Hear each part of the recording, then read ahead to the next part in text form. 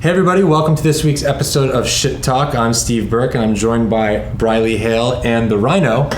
It's been a couple weeks since we have done this format of Shit Talk. We had the last couple Fridays we did special Shit Talks with Young the Giant. I hope you guys enjoyed them.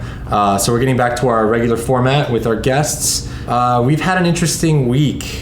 Some of you may have noticed our Yes on 2 parody was taken down from YouTube, which was incredibly disappointing. We put a lot of work into that parody, and it got taken down from YouTube because Warner Brothers music division called Warner Chappell filed a copyright takedown request, whatever it may be. I don't want to get into the specifics and the details of it. Because it had nothing to do with your voice, right? It had nothing to do with my voice, as bad as it was. So obviously we're upset. We've retained legal counsel, and we will be pursuing this appeal, or I can't talk too much about it because we have lawyers involved, and so we just wanted to acknowledge it. We're on it. We're trying to get our video back online, and you know, that's that. I just picked up something on CNN very, very recently, like about 5 minutes ago. Love the story. No, that's TMZ with Charlie Sheen. Let's get on to the CNN. Basically, a woman is suing a sperm bank because she was given the wrong sperm and had a half black baby. It's hard. It's hard not to. It's hard not to laugh. It's a woman's situation, though. It's a very serious situation, you know. And she claims that she loves this baby unconditionally, but she's going after the sperm bank because someone needs to be held accountable. You know, she's got her concerns. I mean, it's hard not to laugh, right? I feel terrible, but like, you know, she's having a different color baby now. And she's not expecting it. And she lives in Ohio in a town that's 98% white. So she is worried about how her baby is going to be growing up looking different from everybody else. Wow, you make it sound like we have had zero progression. Like, really? We're worried about that? I think, if anything, move somewhere else if you're so worried that your child's going to be ridiculed for being a different color. That's but it's kind of still a legitimate warranty/purchase complaint there. I mean, you definitely but can you imagine, like, you're not even racist and you love all races, and then you need to make that call at Sperm Bank to let them know that you want to return the baby because it's not completely well, if you're white. not a racist, you're not returning the baby. Well, I doubt that she. I don't think you can return a baby, number one. Well, you don't know what their policy is, first of all. Okay, you're right. I don't know the policy. Whether they had a receipt, whether they had a credit, whether they wanted to go again. You know, do they want cash back? It's a big deal, but it's a hard thing because you want to not call the person a racist for complaining about it. My thing is I get it because you're just like, you made a mistake. I'm not mad about I'm having a baby still. It's great. We're going to love it no matter what. But just so you know, you didn't give me what I picked out. Right. That's like going to a restaurant and not getting what you ordered. You know? Yeah, but I would if I was them, I would definitely, in order to like lessen it and make the complaint, say that originally you ordered an Asian baby, maybe you were trying to get, you know, maybe a special type of European color. I don't know what you wanted, but don't say black because that makes you sound racist. She ordered a blonde hair, blue eyed baby. Please, and give me an Aryan baby. And the number of the sperm was like 330, and they gave her 380 or 380 and 330 because the 3 and the 8 look similar. One detail I did not mention. Why couldn't they figure this out from the sonogram? They, like 5 months later, I guess they realized the baby had a huge dick, and it's probably not the baby that they ordered, but whatever. One detail I left out: white lesbian mother. So odds are she's probably not, you know, a prejudiced person because she's had to deal with, you know, being a gay in America, which isn't easy. So unlike I'm not saying that there's not gay racists out there. We know you're out there, but you know, it's unlikely she's racist. She's just trying to bring this up as, hey, I've been wronged. But maybe she hasn't been wronged. Maybe she doesn't realize how much people are going to look at her as just the saint because lesbian, biracial baby, like maybe they're going to get drinks places. Maybe like TGI Friday is going to give them free Shirley Temples on the house wherever they go. It could be. You people deserve it. You've had all the obstacles. You've overcome them. You're amazing. Congratulations on your biracial baby. The heart of the issue is somebody at the sperm bank is very lazy, messed up something that shouldn't have been messed up, and I don't think it should have anything to do with the fact of the race of the baby. How do you describe that job to your friends, like at the high school reunion? So what do? I take sperm to people. I deliver it from point A to point B. I give him the sperm. You ever made a mistake? There's this one time. Just once. Anyway, what do you guys think? How would you react if you were having a baby through that method and you got the wrong order? Comment in the section below. Wow. Comment in the section below.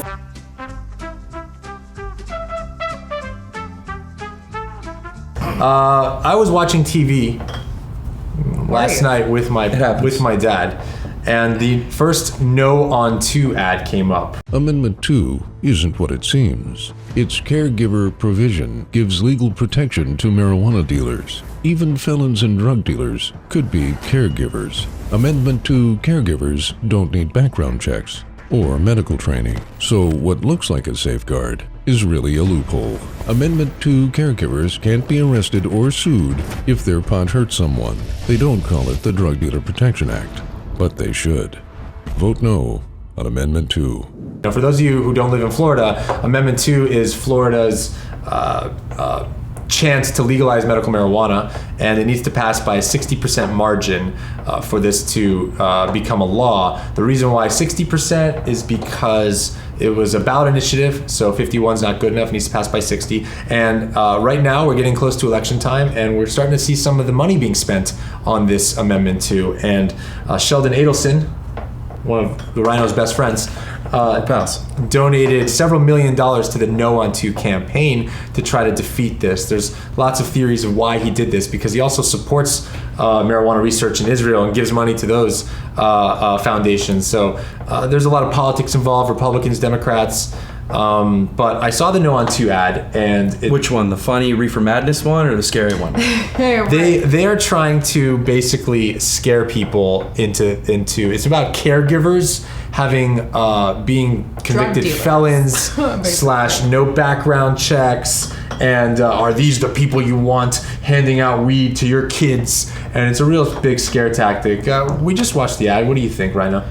I mean, first of all, not only is it frightening to see them try to portray actual medical personnel as illegal drug dealers, but I think it's also enlightening for drug dealers to now know that they can be called caregivers. Yeah. So, it does have some educational value to it there, but the part that I think is the funniest is they're trying to scare you. It's going to make all these drug dealers legitimate. No, it's not. You buying from the drug dealers is making the drug dealers legitimate. All this is actually doing, you're picking apart one part of the law. You're hating on one part of the law and saying kill the whole thing. Fix the one part of the law if you don't like it. Move on. Right, and the argument, it's actually a very misleading ad, because the Florida Department of Health is going to be responsible for regulating this industry in Florida. So I am sure that there will be background checks for the caregivers.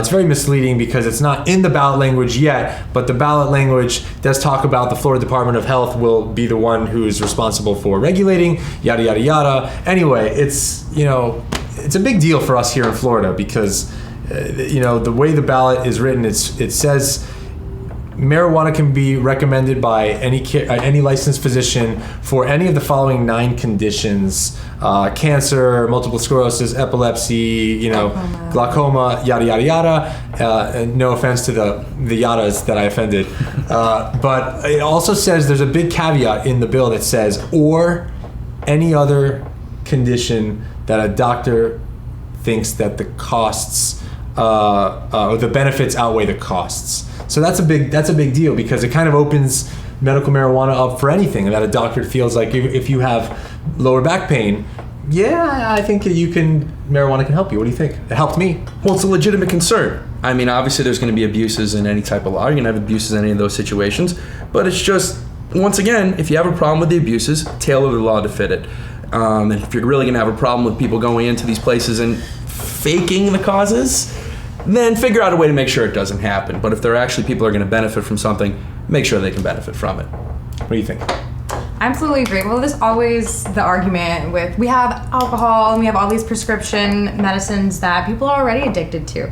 I used to work at a orthopedic surgeon's office, and we would get people that would call in all the time trying to get prescriptions refilled that they had just gotten refilled. There was no way that they had gone through medication that fast. You see it in so many other ways, and I think it's just silly that people are trying to scare other people who don't know things. Like when you don't know something, let's be real. They're trying to scare old people. Exactly. They're trying to scare the elderly into thinking that the young kids are going to smoke weed and come rob them and do crazy things like that. What they need to also realize, though, is that the scare tactics, those old people are already voting against it. If an old person's going to go to the ballot, chances are they're going to vote against it. The old conservative voter, the old person that has cancer and wants the medicine is obviously going to vote for it. But it's the people who you're actually going to motivate to go to the polls. If you're actually motivating someone specifically to go to the poll to vote against someone getting it from a caregiver, then that's kind of foolish. I don't know how many people are actually going to be motivated to go to the polls to vote against that specific part of the provision. There's got to be some better reason to show up and vote.